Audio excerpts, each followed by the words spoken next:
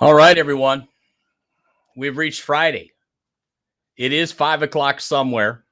That somewhere happens to be the East Coast. That's the advantage of Eastern Standard Time. So we've reached the finish line in North America first.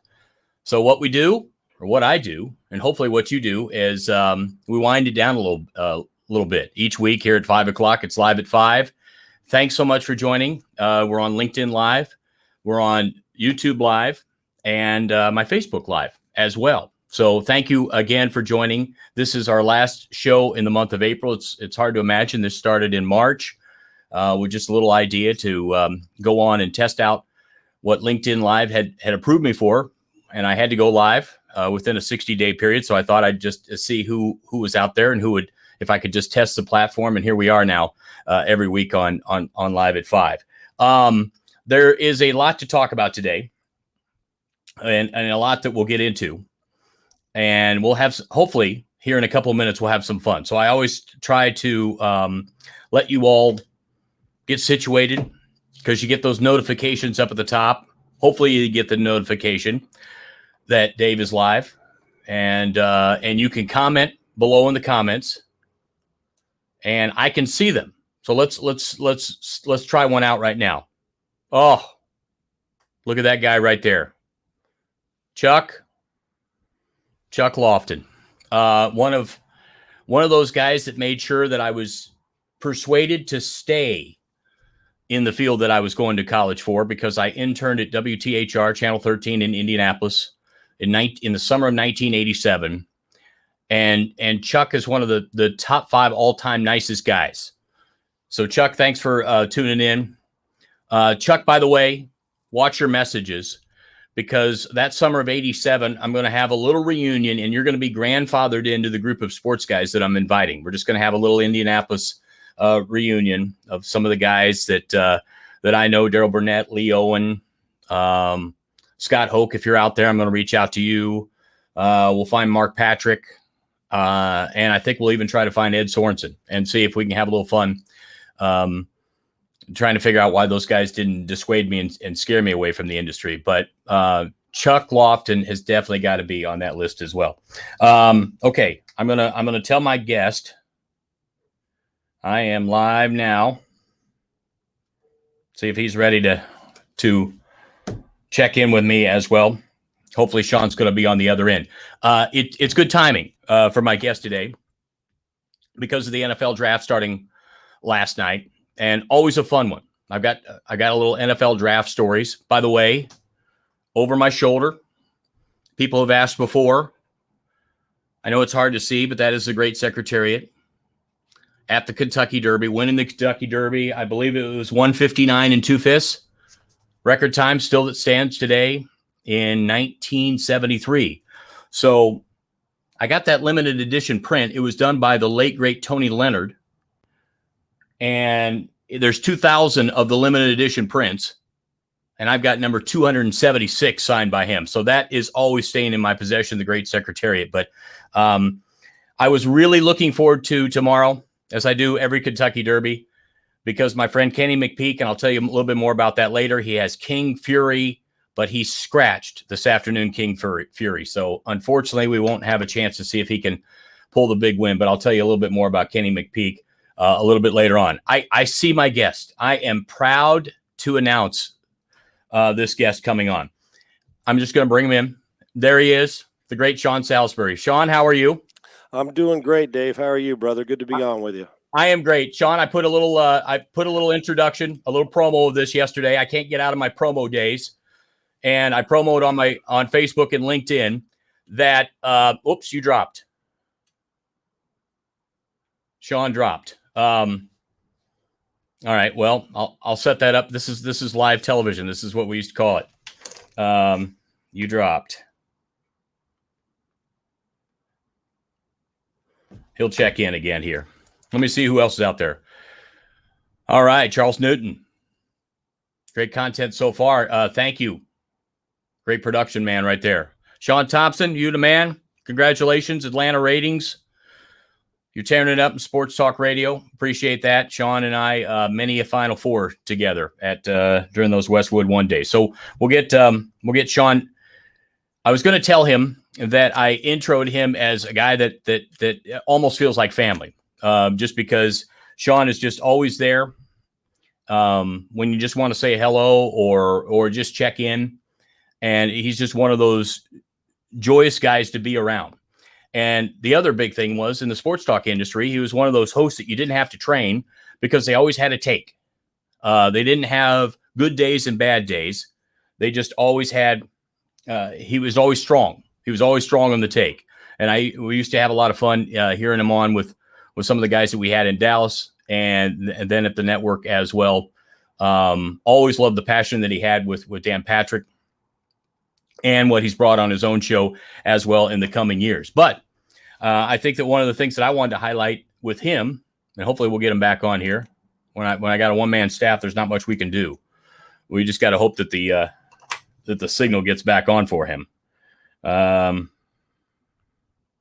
we go. See if it'll go.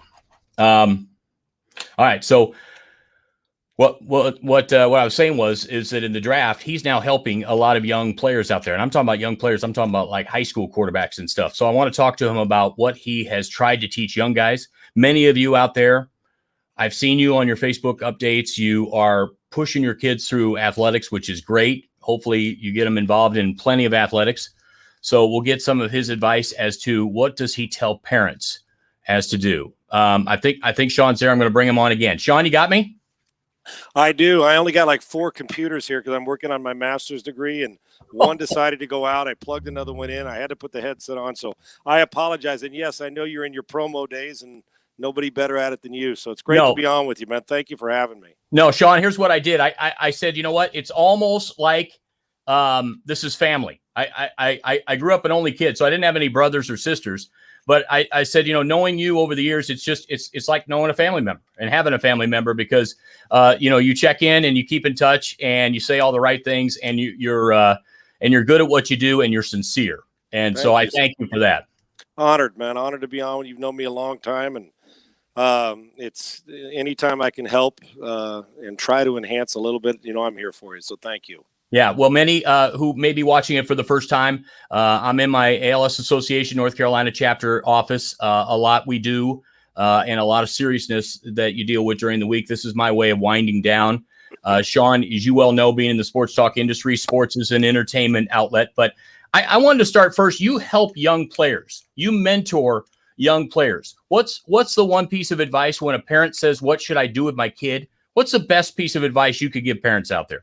Love him or her, support them, and let them make mistakes. Now, you hope they're not big ones, but we try so much. We try so hard as parents. I'm a father of 3 to protect our kids from adversity. That in the process, when they become adults, they're not sure how to deal with it. And I'm a big guy that I'm big on, should I say, on people that can overcome adversity, real life stuff. Dave, we see it all the time, and it's not one of those get off my lawn or everybody gets a trophy conversations. Everybody has their way. I'm not telling anybody how to raise their parents, but when it comes to just the mentoring process, listen, I've made a lot of mistakes in my life, but loving my kids wasn't one of them, right? And they'll never forget that. And when you're dealing with people, they never remember, oh yeah, I remember this game or that game. They always remember how you treated them and the respect you showed them and vice versa that they showed. Regardless of what they did in life, it's the respect. So I guess as a parent, I would say when you're raising kids, they're going to make mistakes and pick your battles too, right? These kids are smart, man. They're the access. I wouldn't want to be, I'm serious, Dave, what's going on in the country, and we got a great country to live in the world, but with all the battle and social media and the stuff you have to deal with, I would not want to be a 12-year-old, 15-year-old growing up now. I wouldn't. It's tough enough raising them, but love them, man. That's the top part. And when it comes to football players or quarterbacks or athletes I mentor on, how to handle it and all that, similar conversation, but I also take it the next to social media, and I tell their parents, I say if they and it's good for parents, whether you're an athlete or not, to tell their kids, and it's good for adults because we are, ignorant sometimes and make stupid mistakes. I tell them, and I give this speech constantly to camps I'm at or to clinics I'm at, teaching, is if you can't if your mother or father or your grandmother can't see the tweet, meaning you wouldn't show it to them because you're embarrassed? Yeah.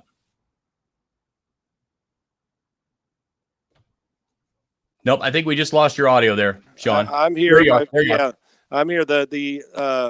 Don't hit send. And if you find a way to do that, then you'll always make the right decision with it. Sean, when parents want you to help their kid out, they want to get them probably to the pros, or do they want to make them successful in college? Which is it? And what is the turning point of what could do it or could not do it? Yeah, well, obviously it's good to have good DNA and genes when you're blessed with the type of skill like a Trevor Lawrence or Zach Wilson guys are blessed with. But Dave, you've covered the sport and sports for a lot of years, not just football, but sports is, the 3-star recruit, how the coach develops them and how they work, become a 5-star guy. Number one is what I'd say is parents quit buying into the star thing. I mean, I know it's important for judging. Yeah. But and Division I sports isn't the only sport. You don't have to tell your kid that if it's Division I or bust and they're not any good. Aaron Rodgers went to junior college. He went to junior college and now he's the reigning most valuable player. You can see it all the time. So is to encourage them to keep playing, whether it's Division I, Division II, FCS, FBS.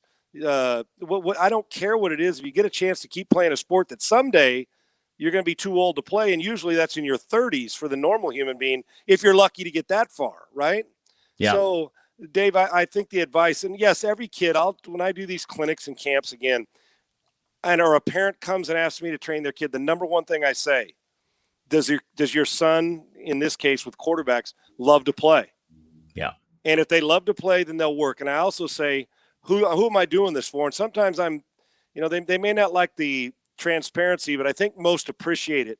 I tell them, I said, I'm not here to tell your kid what he wants to do or what he wants to hear or what you want to hear. You pay me good money to evaluate him properly. I am in the self-esteem building business, but in the process of doing that, there's flaws that we all have to fix, whether it's on the field or how to handle watching tape in a game. So there is more than just Division I football, although that should be whatever level it is for the kid that wants to play at their highest level. And I tell my kids that I train, you take care of Friday nights, that'll take care of Saturdays. Then if you take care of Saturdays, that'll take care of getting paid on Sunday. And along the way, you get an education, you meet great people, you hit rock bottom, or whether that's 6 sacks in a game or throwing a pick or losing your job and having to win it back. And don't run away from competition. I tell these kids all the time, I understand the people with transfer portals and the rest, but don't be afraid of a little competition, because somewhere along in every walk of life, sports or not, you're going to have it. And as a parent, I also ask them, I say, who am I living your dream for, the kid or you?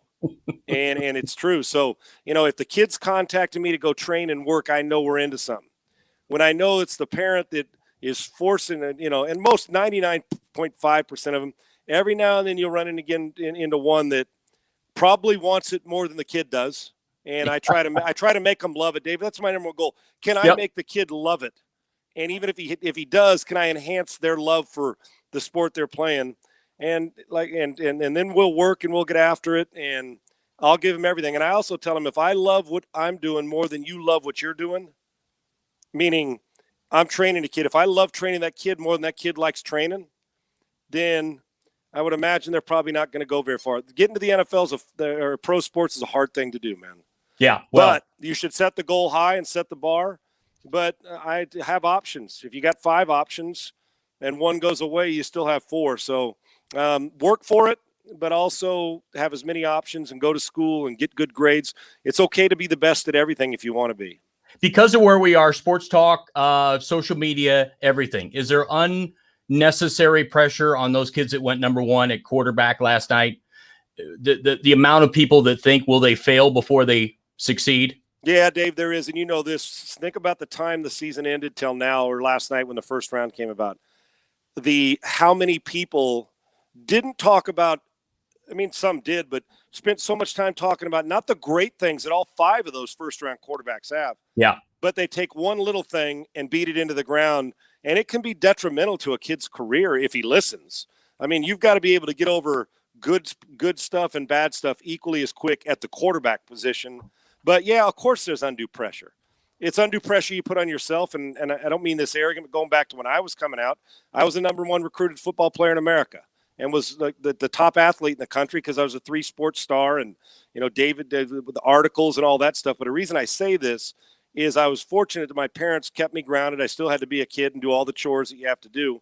But as a #1 recruit, there was times when I would come home and there was a recruiter outside in a car or 3 cars lined up. And I forgot to be a kid, and it's tough. But now I look back and say, please enjoy it, because you only get that shot once where everybody's telling you how great you are, right?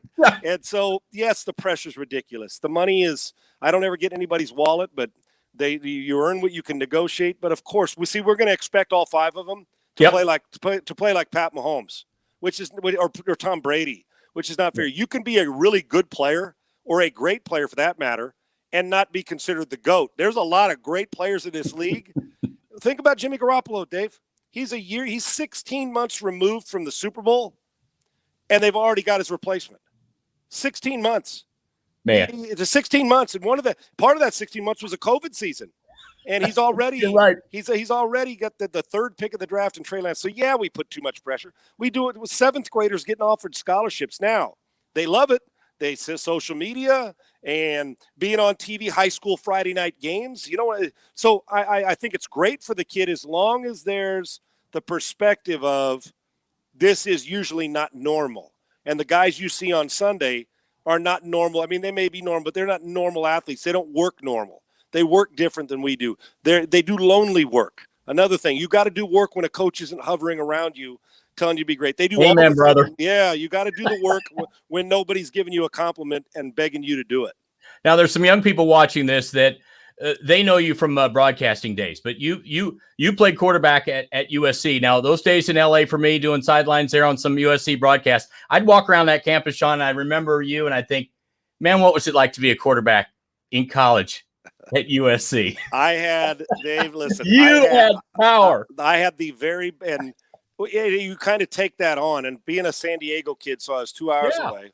There's, you get heavily recruited, so people know you going in, even though I was clueless, man. I was naive to a lot of it. But when you walk on campus as USC's quarterback, I'm not sure at the time, and I know we can go through this, that there was a better college job in the country. Honestly, I mean, I can't imagine. I know it was SC. It's in Los Angeles. We were, and all the Heisman Trophy running backs that SC had, but still the quarterback in Los Angeles at USC at the time, Dave. And I don't mean this because of me, because I'm sure Sam and Carson Palmer and Darnold and Matt Lyon all went through the same thing. But mine was in the '80s, so it was a little bit different. We didn't have social media and all that, but I do know this, that for every Dodger that got invited to the Playboy Mansion or to sit courtside at a Laker game, so did the quarterback at USC.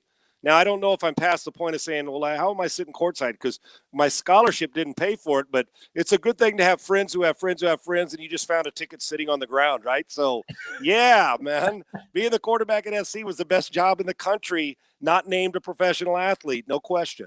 Yeah, when I watched The Last Dance, that famous series last summer about the Jordan, can you imagine the era of social media in the 80s? Absolutely not. How that would have changed things. I can't imagine social media now. Okay. So in the 80s, how would it change? Yeah. Ask anybody. I mean, ask the guys who played. Dave, you grew up in an era when people older than us, when the Mickey Mantles of the world, I mean, far older than us, but they'd go out drinking with the media guy, right? They'd go have a beer and stay up. Or the great Green Bay Packers story about staying out all night and walking through the lobby and run into the coach and then go have an MVP for, what was it, Boyd Dowler or whoever it was, right? And Max McGee, the Boyd Dowler. It was a time, and everybody protected everybody. And now it's a time when you walk out there and it's not even the negative stuff, even the good stuff that these kids now, I'm training some kids that are so popular on social media. It's like they've been doing it for 25 years. So no, I can't imagine it even going farther back. And the question is, where's it going? Yeah. Hell, what is a 6th grader got to be, the best social media guy in the world? But like I said, the pressures that these kids have and to be able to perform like they do, God bless them, man. Years ago in Oregon, I was at an NFL alumni golf event, and Jim McMahon was there, played the entire round barefoot. Okay. So I knew Jim has his story. You played with Jim, right? I did. Yeah. Tell me a Jim McMahon story. Listen, Mac, and when Mac was playing for Chicago and I was in the league, I remember, going back further, I got recruited by BYU and Lavelle Edwards, and I can remember Mac was going into a senior year Heisman Trophy candidate, and I was going to be the next guy, right? Yeah. And I took a recruiting visit there, and I met him, and Mac has that one eye, and he was chewing gum, and he gave me minimal time. Hey, kid. And I kept walking. That was on my recruiting visit. So years later, Mac's in the league, and I'm watching Super Bowls, loving him, obviously, when I was at SC, the 85 Super Bowl. You're like, this dude is pretty cool, right? Yeah. And he could do it, because it felt like Mac could do and say anything he wanted, right? Well, then I play in the league, and we're in the same division, and we play and I hate just his personality. He was like, he's a guy that you hate if he's on another team, if you don't know him, right? If you just playing against him, because he's kind of cocky, and he's tough, and he knows he's a good player, yet he'll take a hit. All the fellas love him. But if opponent's like, man, I can't stand this dude. After years of like thinking he's pretty cool. Then I became a peer. You're on the same level and playing the same league. Well, then he comes to Minnesota. And Dave, let me tell you something, man. Yeah. Jim McMahon is one of the great teammates and great people. He's one of my dear friends. I'm actually in Arizona right now. I'm going to see him and play golf with him on this trip. That's great. He'll call me up sometimes, talk some silly nonsense, and to this day, he's always called me kid, always, and still does. And Mac and I have formed a relationship. He's a guy you can't stand. Then he came into the locker room, and instantly I thought, this is my kind of guy. Great teammate. Players loved him. Go out to dinner. He wouldn't let me sleep during training camp. He was always up. And then the next morning, he'd wake up, and he'd say, kid, I can't go today. I'm a little tired. He's a cagey veteran. And I said, Mac, you keep me up till 4:00. And he said, kid, you got to go take all the reps today. And I'm like, dude, you got to stop this. And we'd laugh. I love Jim McMahon like he's family. And you realize that the judgment of how a guy goes about it, when you meet him, he was my seatmate on flights. And some of the best laughs I've had in my life have been with Mac. And one quick, when we were out playing golf, the fork to the eye story. Well, him and I were playing golf, and I got a par 5, and we both hit our balls out there, and he's a really long hitter. And so I'm hitting first, and I hit a 3-wood. I'm about 250 yards away, and I pushed it right. And I was like, doggone it. And there's beer bottles in our cart. Yeah. So I walk over there, and I take the top of my 3-wood, and I just tap the top of it like a little pissed off. I've tried to throw golf balls instead of break clubs, Dave. So I've changed over the years. And it broke, and a sliver of the glass got in his nose. He looks at me and goes, kid, all these years with a fork to my eye, now I got a sliver of glass in my nose. And I'm telling you, for 3 years when I'd see him, he'd say, it's still there. He'd have a sliver right there on the edge of his nose. But I got some Mac stories I can share, some Jim McMahon stories I won't share, and some of the greatest laughs of my life and dear friendship. I've put it this way: Mac's one of those friends that when you're his buddy, he's a loyal. I'd go to the ends of the earth for him. I love him. I never forget the shoeeless one. So if he does not have shoes on, you got to text me a photo. Oh, I will. Just tell him, Dave. He never will. He will not.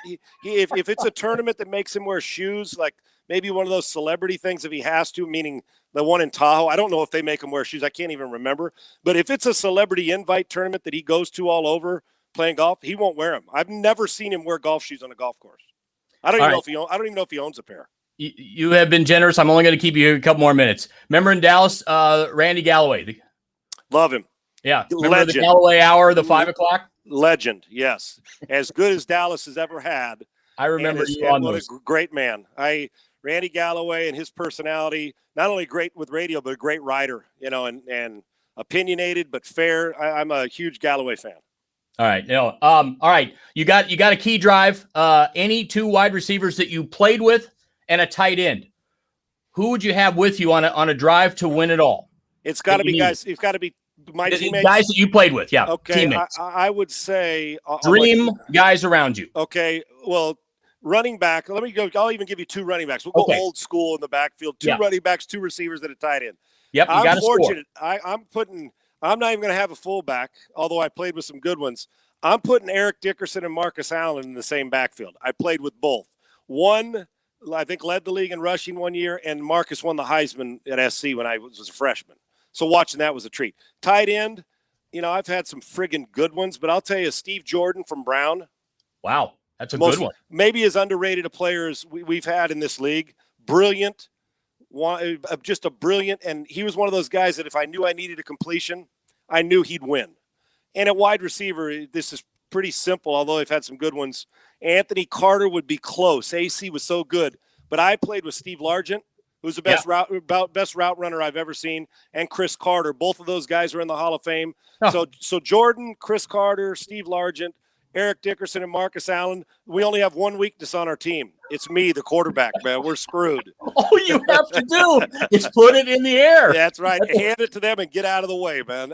I'd find a way to screw that one up, but that's pretty good offensive firepower there. Yeah, you're doing an unbelievable job, Sean. I put up your is at Sean Unfiltered the best way for people to follow you? Because I really like your Twitter. Also, They can find how to contact you in case they've got a kid out there. Yes, and Dave, real quick for the people, and just so they know, it's not just the interactive part. I'll do anything I can to, and Dave, to respond to somebody. If you have a question about anything, or you DM me because you want to talk about your son or a life experiences, there's nothing off limits. I try to engage with them because if we don't have fans, we don't. Then our shows and people listening, it doesn't mean a hill of beans. So you can find me at Sean Unfiltered, and I do everything I can to respond. Yep. I have one regret. I was in for a few nights in a few days there with you in Houston a few years ago when I was between things, and I came this close to joining you as your co-host. You're friggin' awesome. I think in a runoff vote, I would have won. I don't doubt that at all. You are a pro's pro. More importantly, a great man and a dear friend, and you care about others. And remember, we're still young. That can still happen. So don't ever. I don't rule anything out, but it's always a pleasure to be with you, man. Your friendship matters to me more than anything, so I appreciate it. Keep in touch, my friend. Thanks for doing this. I know you have a busy schedule, and enjoy your golf out there in Arizona. I appreciate you. I love you, my man. Thank you. All right, same to you, partner. Just hit the Leaf studio there. That's all you got to do. Thank you, the great Sean Salisbury. Appreciated that. We could have gone on and on, but first of all, I'm so used to doing shows where I'm up against a break. So, and really there's always so much topical that I used to have to do that you would never get to the, me asking about Jim McMahon and the stories that sometimes you really remember. If you have a comment or something, please put it in below. I have noticed that if you're on Facebook, I don't see the comments till later. For some reason, they're not coming through here on StreamYard. I have not seen anyone on YouTube yet. I'm trying to see if I can check the Facebook. I can see. The same level. All right, there I am, and that's a little loud. Okay, so I did get one. Not seen anyone on YouTube. All right, so I've got the double audio there. Sean is just so great. I had other things, but as I said, he was magic with Dan Patrick back in the day. Sean, I wanted to ask him this, but he one time he helped a homeless man out and cleaned him up and got him a job and let him live at his house for a while. And I knew that we were going to do this today, and I thought of that yesterday. And I just recommend everybody, have you always heard somebody will say, let's pay it forward, buy somebody's coffee at Starbucks. I just decided yesterday, I was in Cava, getting some lunch really quickly in line, and young lady right behind me, she had her military gear on. And you know what? And I'm not saying this because of look at me, I just challenge everybody, just think of that just naturally, because the manager there at Cava couldn't have been nicer. When I just whispered, I said, you know what, I'd like to put hers in a drink on mine here and just not make a big deal about it. But when I got out the door, I turned around and looked really quickly and she waved, and I just said, thanks for all you do. That isn't even a tip of what Sean did, but that's the kind of guy that he is as well. So we had a lot of fun there. We didn't get into specifics of the NFL draft, but this is the hopes and dreams for a lot of kids out there. And if you watched this show a few weeks ago, we got a pull for defensive back Michael Carter II out of Duke tonight. Let's hope he gets a call, because I think I showed you his 40-yard dash. He did a tremendous tribute to his grandmother by doing a fundraiser for us here at the ALS Association North Carolina chapter during his pro day. And he ran an incredible 40 and raised over $3,000 in honor of his grandmother who lost her battle to ALS as well. So let's pull for Michael Carter to go to some great team because he's gonna fly around the secondary, I think. The other thing that is draft related, and please make a comment. I'd love to say hi to you. Let me see. If there's anybody else. Alex, thank you for watching. If you tuned in late, you'll be able to catch this. It usually gets posted right after this, and I put it on the YouTube channel as well. I don't have enough subscribers yet. I think I have to have 100, and then my YouTube channel name will be Shore Sports Media, so it'll be easier to find or easier to link to. Right now, I just got to tell you, search Shore Sports Media, and you'll find it. You can watch some of the past episodes. But I'm trying to get an eclectic bunch of people in no particular order so that we can have a lot of things to talk about. But here's how old I realize I am someday. I was looking up some memories, and it was this past week was the 20-year anniversary of the great Bob Valvano. And Bobby, we're pulling for you in your battle, in your health battle. But Bob and I were scheduled to do the NFL draft, 2001 NFL draft show from the ESPN zone when they still had those in Times Square in New York on ESPN Radio National. And ESPN Radio had made a deal with Michael Vick's agent. And so the whole night was going to be presented by the sponsor that provided Michael Vick for us. So we were just going to have Michael Vick.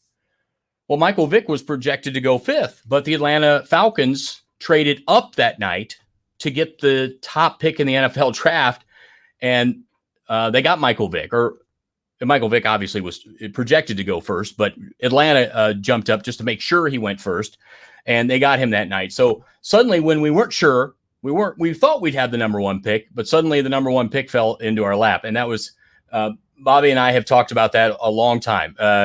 Many a nights we remembered that because we remembered obviously knowing what happened later with some of the hardships that Michael Vick went through. We just remembered that night, and we remember and remember this is 2001. There's not a whole lot of social media and whatnot going on out there on cell phones or anything, but we remember we walked away that night and we thought, he's a really sincere young man. He's got a lot of people talking to him, and it's going to be really interesting. It's really interesting when you see them at that point before they become a true businessman. But I'll never forget that. And then my other one, the Derby story, I pointed out Secretariat. I was just crushed this afternoon. Our friend, many of you out there from the Lexington, Kentucky days, he's going to be a guest in future weeks. But the great Kenny Rice, longtime anchor, and now doing a great job covering the Triple Crown for NBC Sports. You'll see him. I think you're probably seeing him on the Oaks right now broadcast. But he texted me earlier that Kenny McPeak had to scratch King Fury. So I was so disappointed because I told Kenny, I said, I'll PayPal you the money, but help me do what I did in 1995 at the Derby when I ran over at the last minute to the pay window because I had spent the entire day with Kenny McPeak and Tejano Run. From the very morning we brought him over, I spent the entire day, and we were about ready to take that incredible walk in the parade lap to start the Kentucky Derby.